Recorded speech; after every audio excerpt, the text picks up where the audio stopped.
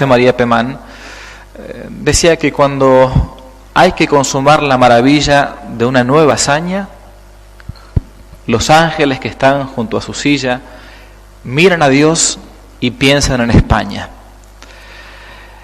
España fue realmente madre y fue maestra para nosotros, a pesar de lo que se quiera decir hoy por hoy, denigrándola o dejándola de lado, como si fuese que vino acá a perpetrar un genocidio o a liquidar los supuestos pueblos originarios que acá existirían. Lo cierto es que cuando ese gran conquistador de México, que fue Hernán Cortés, llegó a ese lugar dominado por los aztecas, que era México, se vio con algo que era realmente increíble. Los hombres se mataban entre ellos, existía la antropofagia, se comían unos a otros. Las tribus distintas de los aztecas, al punto tal, vieron a los españoles como libertadores, venían a liberarlos del yugo de los aztecas. Y Hernán Cortés tuvo un gesto.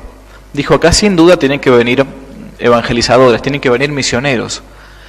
¿Y de dónde trajo los misioneros? Del lugar de donde él había salido. Cortés, ese gran conquistador, había llegado desde Cuba, desde la isla de Cuba.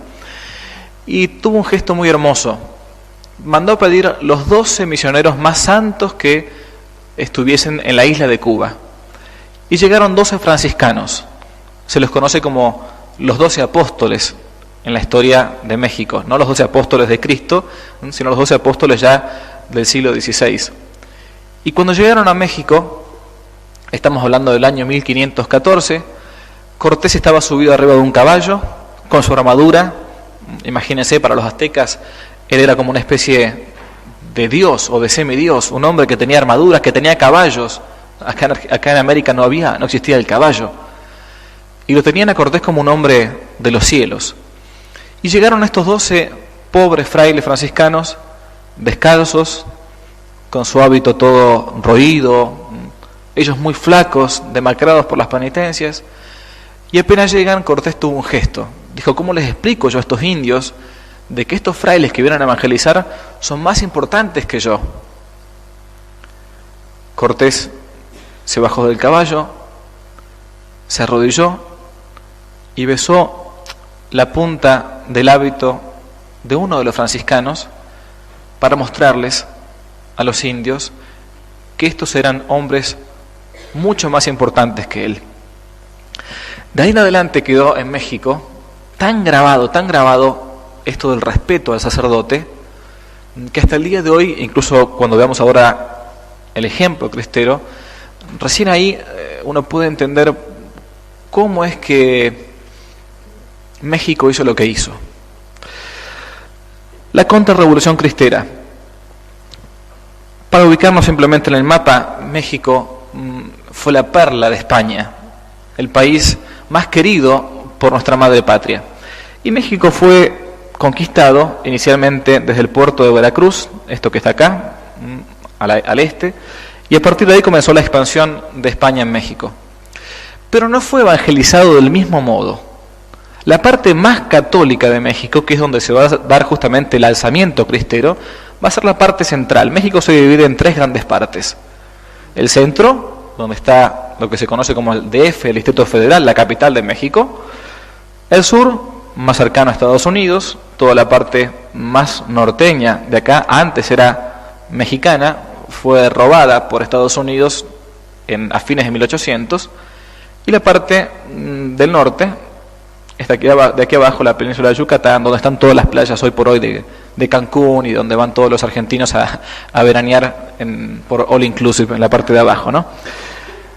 La parte del norte y la parte del sur quedaron poco evangelizadas. ¿Por qué la parte del norte? Porque estaba muy cerca de Estados Unidos y recibió una gran influencia incluso protestante de Estados Unidos. ¿Y por qué la parte del sur?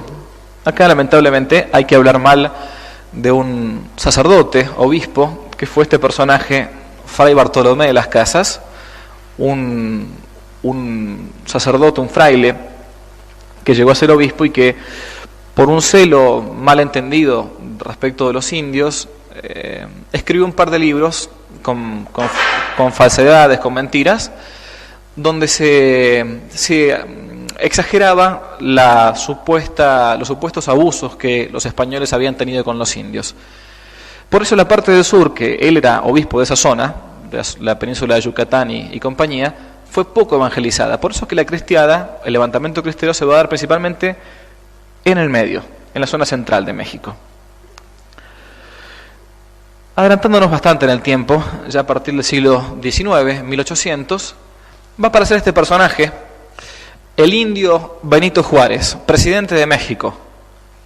Ya se imaginarán por qué le decían el indio. No hace falta explicar demasiado, ¿no? El indio Benito Juárez, el presidente Juárez, hoy por hoy en México hay un montón de avenidas, ¿no?, con el nombre del indio Juárez, fue un presidente que pertenecía, como el 100% de los presidentes mexicanos, a una secta. Para los más chicos quizás no la han sentido nombrar nunca, pero la secta de la masonería es una secta que comenzó en el siglo XVIII, en 1717, concretamente en Londres, Inglaterra, y tiene por objetivo principal la destrucción de todo tipo de religión, principalmente la católica. Principalmente la católica. Acá en Argentina hemos tenido varios presidentes masones también. Sarmiento, Mitre, por decir nada más que algunos, Alfonsín, ¿no?, de infeliz memoria. Bien, Benito Juárez pertenecía a la secta de la masonería. Por eso pueden ver ahí abajo, esto que está redondeado, dos de los signos principales de Benito Juárez, de la masonería, digo, como son la escuadra y el compás. Y de allí en adelante, Juárez, que estuvo casi 20 años en el poder en México, va a comenzar una campaña para eliminar la religión católica desde México, es decir, sacar a la religión católica de México. Ellos tenían la idea, como acá la tuvo en Argentina Sarmiento, por ejemplo, de que si un país es católico, nunca va a poder progresar. Ustedes saben que Sarmiento llegó a traer maestras desde Estados Unidos para poder hacer que nosotros progresemos teóricamente, ¿no? Maestras protestantes. Benito Juárez va a intentar comenzar con la persecución hacia la Iglesia Católica, pero no lo va a conseguir porque a mitad de camino va a venir este presidente, que también era masón, también era ateo, don Porfirio Díaz. Si alguna vez alguno escuchó algún corrido mexicano de aquella época, siempre se nombra a don Porfirio, y se tiran tiros, don Porfirio. En las películas de Cantinflas muchas veces se escuchan un par de estos corridos. Don Porfirio Díaz va a decir: no, muchachos, esperen, perseguir a la Iglesia Católica en México, donde el 100% se declara católico, es perseguir al pueblo mexicano. No podemos hacer esto, es una locura. Entonces hubo un intervalo de casi unos 20, 25 años, mientras don Porfirio estuvo en el poder, fue presidente casi 30 años, se conoce ese periodo como el porfiriato por don Porfirio Díaz, donde la Iglesia Católica va a mantenerse en una especie de statu quo, una tranquila y apacible paz, no se va a perseguir directamente a la Iglesia por parte de este tipo de personajes, especialmente de muchos de los políticos que pertenecían a la secta de la masonería. Sin embargo, llegando ya al siglo XX, a partir del año 1914, el grupo más radical, es decir, más feroz, más anticlerical del gobierno mexicano, comienza a presionar a los grupos de poder para que comiencen a hacer atentados contra la Iglesia Católica. Porque ser católico significa ser bruto, decían ellos. Ser católico significa que nosotros no podemos progresar. Y tenían grupos de choque, tenían grupos de mexicanos anticlericales que iban al choque, que iban como si fuese ahora a hacer piquetes, como si fuesen ahora los muchachitos de la cámpora y compañía, ¿no? O sea, iban al frente, una cosa así.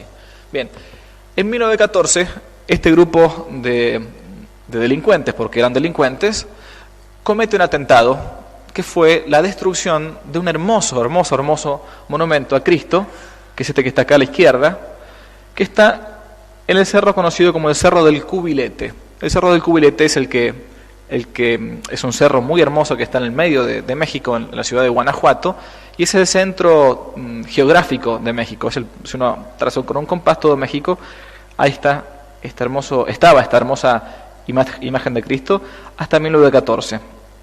un grupo de vándalos, de malandras, le puso una dinamita y así quedó, como ustedes ven en el cuadro de la izquierda. Con algo interesante, el monumento estaba dedicado al Sagrado Corazón de Jesús. Se destruyó todo. Sin embargo, por un milagro, quedó nada más que el corazón y la cabeza del Cristo, ¿no? La cabeza del Cristo quedaron de pie todavía.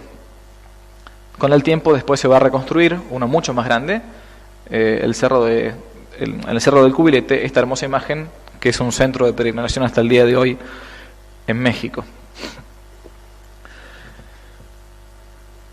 En 1917 va a subir va a estar este personaje, en el poder, que es otro presidente, Venustiano Carranza, y va a llamar a modificar la Constitución Nacional de México. En México existía una constitución que ya era bastante anticatólica, pero en esta constitución del año 1917, conocida por la Constitución de Querétaro, todavía se estudia hoy en las universidades como si fuese la gran panacea de lo que debe ser una constitución de un país. Esto es la Convención Constituyente, acá están los que estaban reformando la Constitución Nacional, y van a decir, por ejemplo, estas frases que están en las mismas actas de la Reforma. La Carta Magna, decía uno de ellos, debe declarar lo siguiente: la educación en México, estoy citando, debe ser socialista, excluyente de toda enseñanza religiosa y que proporcione una cultura basada en la verdad científica. Nada más. No se podía enseñar, no podía existir colegios católicos a partir de esta Constitución Nacional. Al punto tal que justamente Carranza, este personaje que está acá que no tenía afeitadora, parece, ¿no? Llegó a decir lo siguiente: los ataques a la libertad de conciencia implícitos en la Constitución de Querétaro no tienen antecedentes en nuestras leyes, ni en ninguna legislación civilizada. Uno de estos convencionales, de esto que está acá, llegaba a decir esta frase públicamente: señores diputados, si guardan falta para ahorcar tiranos, tripas de frailes tejerán mis manos. Yo aplaudiré desde mi bancada a todo el que injuria a los curas. Sí, señores, todos sentimos odio contra el clero. En esto estamos todos conformes, liberales y socialistas. Si todos pudiésemos, nos comeríamos a los curas. Se indigestarían si se comen a un cura. Bueno. Estaban en contra de todo tipo de práctica religiosa, incluso de la confesión. ¿Por qué? Porque decían, por medio de la confesión, el sacerdote va lavando la cabeza de las personas que se confiesan. Cada mujer que se confiesa, decía uno de estos convencionales, cada mujer que se confiesa es una adúltera, y cada marido que lo permite es un alcahuete y consentidor de tales prácticas inmorales. Esta es la razón de que haya tantos hogares en estado desastroso. Si no se ponen los medios para evitar estos ultrajes, nunca llegaremos a una conclusión terminante, pues cada sacerdote es un sátiro suelto en el seno de una sociedad. Eran frases de los diputados que estaban intentando reformar la Constitución de Querétaro. Pero no se quedaron nada más que ahí. Comenzaron a implantar una serie de leyes que ya directamente se metían en la legislación católica. No había posibilidad para que existiese un colegio católico, no se podían tener imágenes ni siquiera en las casas. Todo tipo de manifestación pública de religión quedaba prohibida a partir de esta constitución, famosa Constitución de Querétaro, de la ciudad de Querétaro. Y en algunos estados comenzaron a implantarse leyes, ya no solamente la Constitución Nacional, que es la Carta Magna, ahora leyes bien concretas. ¿Cómo aplicamos esto ahora en la práctica? En el estado de Tabasco, por ejemplo, el gobernador del estado de Tabasco dictó esta normativa. Para ser sacerdote hay que ser tabasqueño, o sea, haber nacido ahí, mayor de 40 años, con estudios en la escuela oficial, ser casado y de buena moralidad. Esta era la ley que un gobernador había puesto para ese Estado. Esto que parece una legislación surrealista, imaginaria, no lo fue. Fue cierto, pusieron estas leyes. Y comenzarán leyes todavía más importantes, porque muchos de los sacerdotes que había en México no eran ni siquiera mexicanos. Eran muchos que eran extranjeros que iban como misioneros. Comenzaron ya a exiliar, a echar del país a los sacerdotes o religiosas mujeres que no habían nacido en México o no habían nacido en ese propio estado de Tabasco, del Distrito Federal, o como si uno dijera que en Argentina todos los curas que no fuesen argentinos tienen que irse afuera y las monjas lo mismo, ¿no? En aquella época, a principios del siglo XX, eran mayoría los curas extranjeros todavía en México.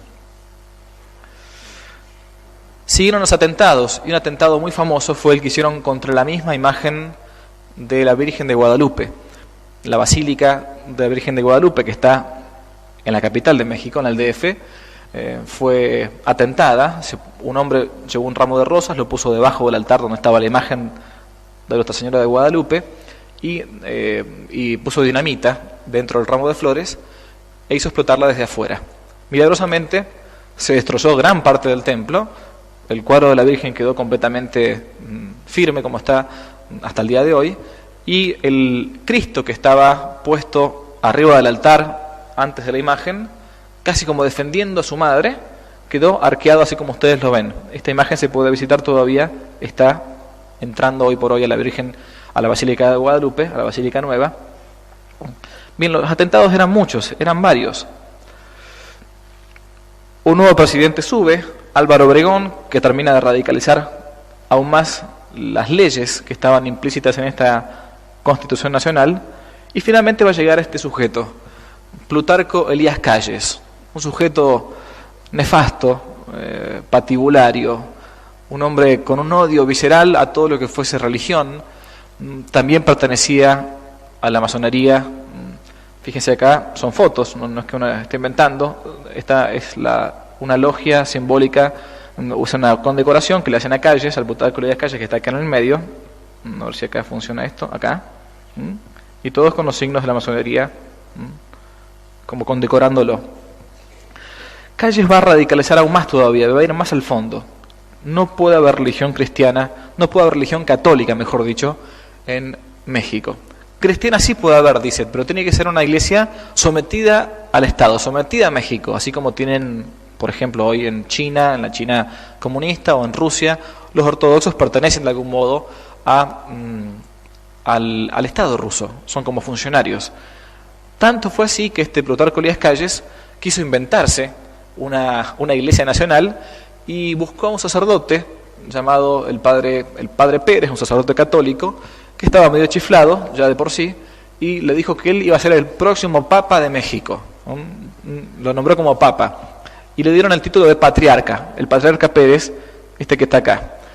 De los casi 6.000 sacerdotes que había en México, solamente 8 siguieron la locura del patriarca Pérez y después se arrepintieron todos por completo, e incluso mismo este pobre hombre que terminó reconciliado con la iglesia antes de morir.